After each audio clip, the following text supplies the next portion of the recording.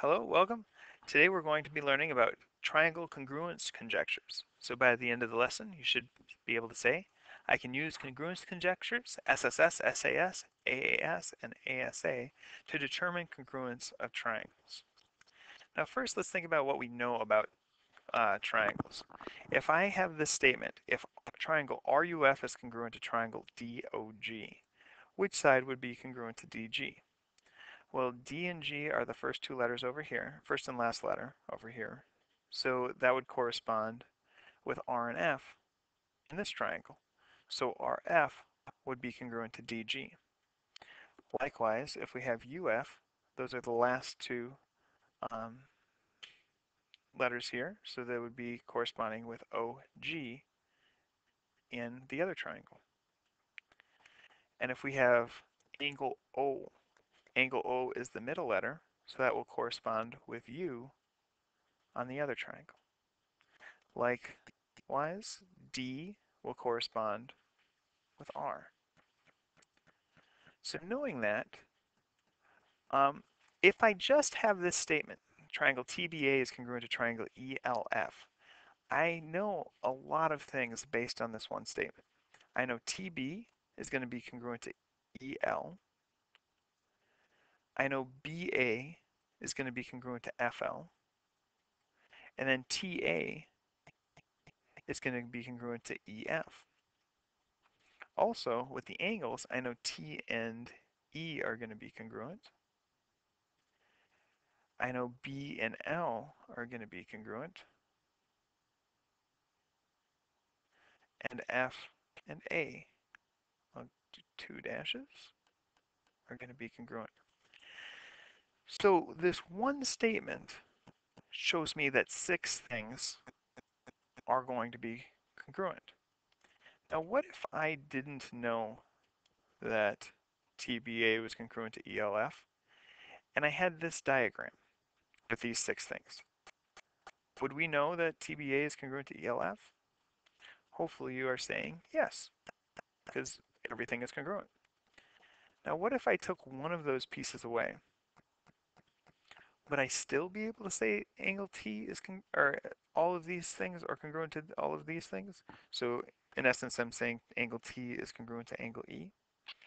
And there's no other triangle that we could draw knowing that all of these things are congruent, which would be different from these two. So those would have to be congruent. So let's keep going. If I took off this side, would we know that these are congruent?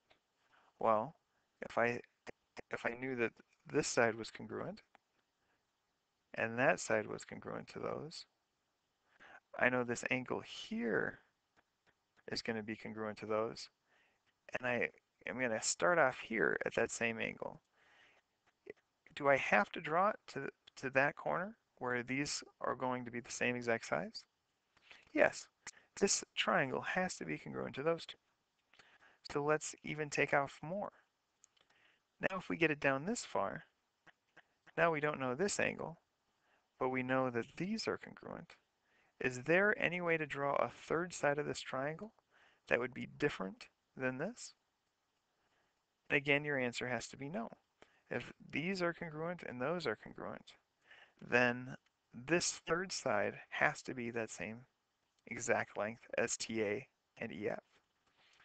So let's take one more step. Let's say I only know that this angle and this side are congruent. If all I know is that is true, is there another triangle I can draw? Well, I could draw a small triangle like this. I could extend this side up, and it could be longer. It'll look like this. So if there's two pieces of evidence, there's multiple things that I could draw. So two pieces of evidence is not enough.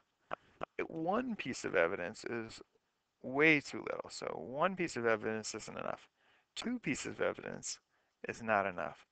And the one that some people get a little confused on is angles. If I have two angles, say if this is 60 and 70, I could make another triangle where this is 60 and this is 70, but these aren't congruent because the side lengths aren't congruent. So knowing just one or two pieces of evidence isn't enough. But what if we know three sides? If I have three sides of a triangle, and all of those are congruent to three sides of another triangle, this may not be drawn to scale. Now, if all three of these are congruent, these angles inside will also be congruent. And we call this the SSS conjecture. If the three sides of one triangle are congruent to the three sides of another triangle, then those triangles are congruent. If two sides and the angle in between them in one triangle are congruent to two sides and the angle in between them in another triangle, then the triangles are congruent. So if I have two sides and the angle in between them, if those match up with these two sides and the angle in between them, everything else must be congruent. We call this the side angle side conjecture because the angle is between the two sides. If the two angles and the side between them in one triangle is congruent to two angles and the side between them in another triangle, then the triangles are congruent. So we have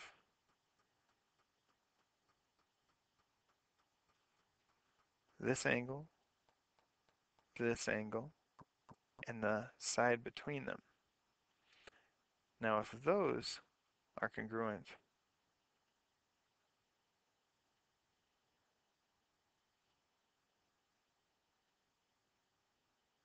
to these, all right, now I got it. Now these are congruent, and we call this the angle side angle conjecture. Now our last one, if two angles and the side not between them in one triangle is congruent to two corresponding two angles and the side not between them in another triangle, then the triangles are congruent.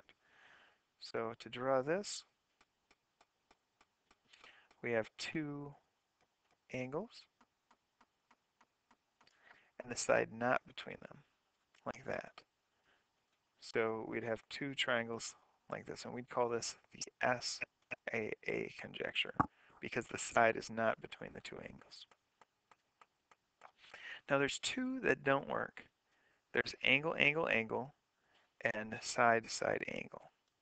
I'll show you why they don't work. Well, angle, angle, angle, I already showed you. You can have a small triangle and a big triangle, and all of the angles could be congruent. So that's the easy one. The more difficult one is side-side angle, because there's sometimes when side-side angle works. Side-side angle always works if it's a right triangle, but not if it's a non-right triangle. So let's draw out a situation.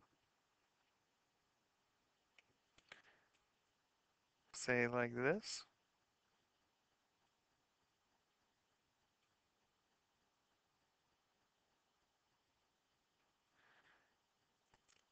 Now my third side, I could draw it like that. Or I could draw my third side like that. And these could be the same side. So I could have these two being equal. These angles are definitely equal. And I could make this equal to this. However, I get two completely different triangles off of this. So this is side-side angle. This is why that doesn't work, because it doesn't necessarily prove that the two triangles are congruent. All right, so what works and what doesn't work? We know side, side, side works, side, angle, angle, and angle, side, angle. And what doesn't work is three angles and side, side, angle. All right, now if we want to match these, this first one, we have all three sides being congruent, so that's side, side, side. This one we have two sides and one angle, two sides and one angle, so it can either be that one, or this one. So this is what we need to think about. Oh, this one has two angles. So these are the two with two sides and an angle. Well, this one has the angle between the two sides. So we have to use side, angle, side. This next one has two angles and one side. So we have to choose between these two. And now the side is between the two angles. So we're going to use angle, side, angle. Or over here, the side is not between the two angles. So it's side, angle, angle. All right. So now we're looking at these. So if, all right, so let's look at the things that we know are true. We know BE is congruent to EC.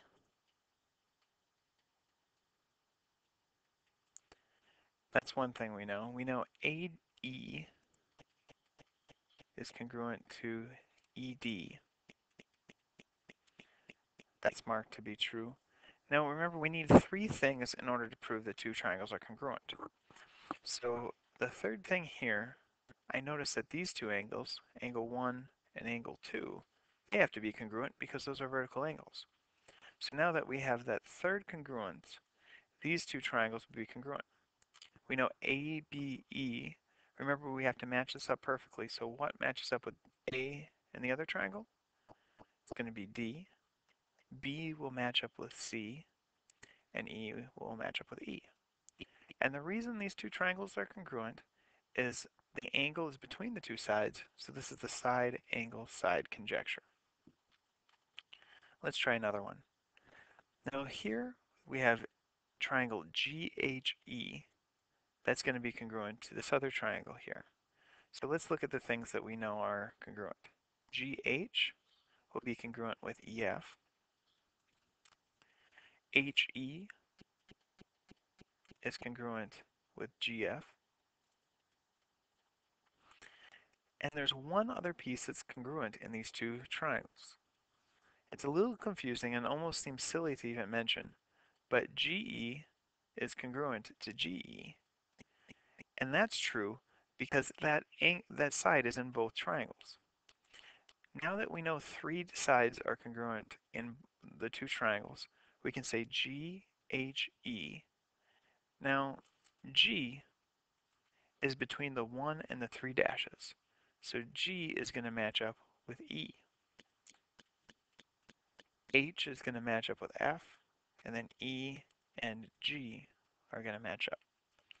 The reason why this is true is we have three sides, so this is the side, side, side conjecture. Here's another triangle. ADC is going to be congruent to BCD. AD is congruent to BC. Now we want to prove that two triangles are congruent. Well, what I would do is I would start off by looking at what I have. I know I have that side, and I have this angle. So the only triangle I can make out of this side and this angle would connect these two pieces. So I'd have AC, AD, and DC. Now, if I did this again on the other side, we could have BC, and that's has this angle, which can meet up with that one. So if I pulled this down, I could make another triangle. Now we know that these two sides are congruent. We know these two angles are congruent. Now we have to look for the third piece of evidence that's true in both of these, that are congruent in both of these. And hopefully you can see that this side down here is going to be congruent with that side because it's the exact same side. So we could say, if I fill in, this is B, C, D, and this is A, D, C. So triangle BCD is going to be congruent with triangle ADC. And the reason is we have two sides in an angle, and the angle is between the two sides, so that's going to be side, angle, side. All right, here's another one. There's a lot of ways we can go with this. We know that this angle, if this is 90, this is 90, so those are going to be congruent. We know that AR is congruent to RG. And our third piece, DR is in both triangles. So this would be side angle side, and ADR is going to be congruent with GDR.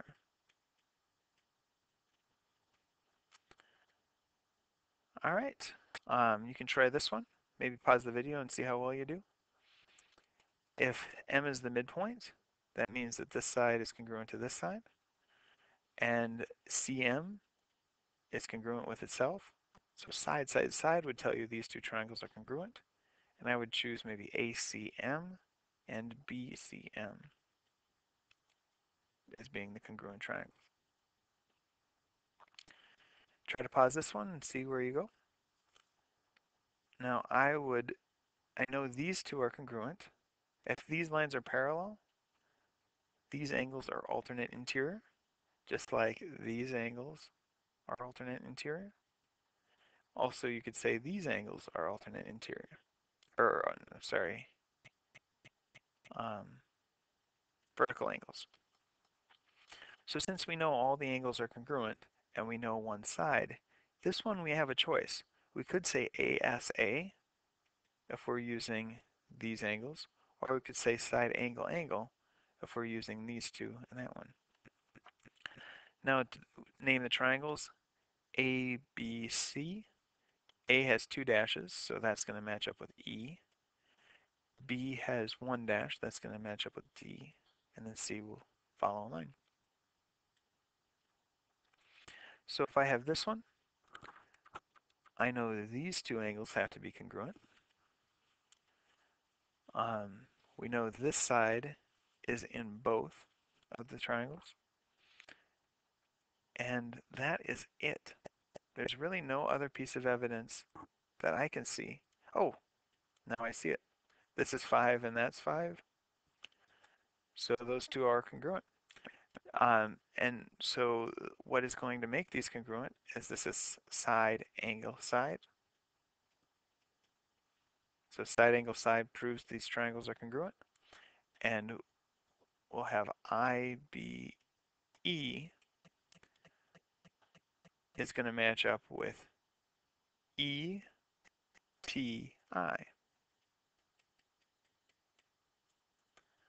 All right, last one. Now if we have these two sides and these two sides, we know that these are going to be vertical angles. Let's look at, is there anything else? I don't see anything else. So we have two sides and the angle not in between.